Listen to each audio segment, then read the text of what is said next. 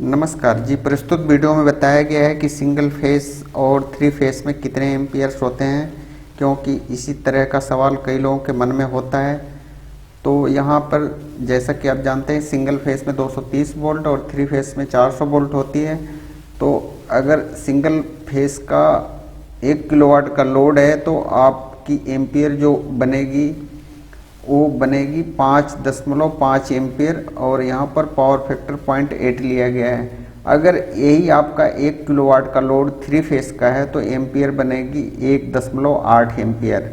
तो इस तरह से 1 किलोवाट और थ्री फेस के लोड में अंतर हुआ। और यही लोड अगर बढ़ करके हमारा 10 किलोवाट सिंगल फेस का है और पावर फैक्टर 0.8 है तो इसकी एम्पियर बनेगी 5.5 एम्पियर, यानी 5.5 एम्पियर का 10 गुना 55 एम्पियर। और लोड अगर आपका थ्री फेस का 10 किलोवाट का है तो इसकी एम्पियर जो है 1.8 की 10 गुना हो जाएगी, यानी 18 एम्पियर।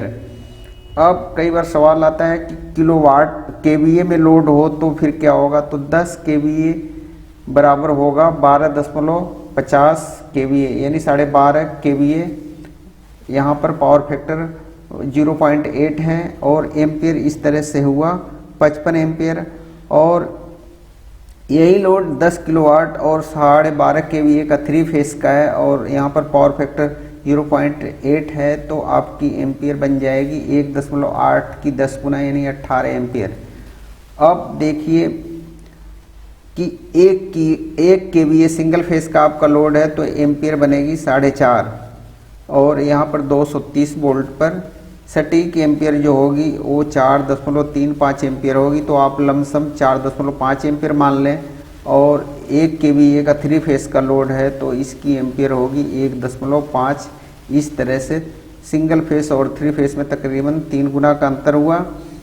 अब मोटर के केस में क्या होता है कि मोटर की जो किलोवाट लिखी होती है उसकी आउटपुट पावर लिखी होती है, जबकि इनपुट पावर में लॉसेज होने के कारण मोटर ज़्यादा करंट लेती है। तो इस तरह से आपका लोड जितने भी किलोवाट का बढ़ता जाएगा उसी हिसाब से एम्पियर बढ़ती जाएंगे और सिंगल फेस और थ्री फेस में जो एम्पियर का फ़र्क है वो भी आपको पता चल गया होगा। आपको जानकारी के लिए थोड़ा और बता दें कि यहाँ पावर फैक्टर 0.8 लिया गया है। ये एक स्टैंडर्ड मान लिया गया है, लेकिन ये एग्जैक्ट पावर फैक्टर अगर 1 होता है तो हमारी एम्पियर्स थोड़ी और कम हो जाती हैं और पावर फैक्टर 0.8 से अगर थोड़ा और नीचे जाता है तो एम्पियर्स थोड़ी और बढ़ जाएंगी। लेकिन ये लमसम जो बताया गया है इसको आप मानकर चलें तो बेहतर है। वीडियो देखने के लिए शुक्रिया और धन्यवाद।